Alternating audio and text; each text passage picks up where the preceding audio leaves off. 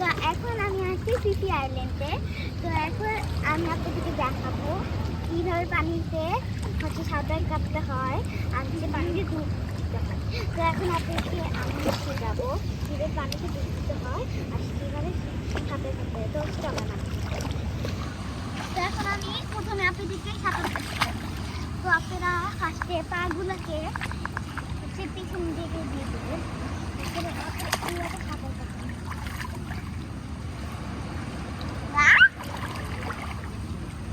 আপনি তো মোবাইল নিয়ে এসেছেন।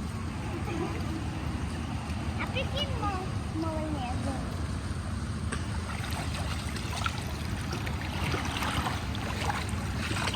হ্যালো গাইস, আপনাদেরকে তো আমি সাঁতার শিখিয়ে ফেললাম। তো এখন আমি আপনাদেরকে ডুব দিয়ে দেখাবো। তো এখন আমি একটু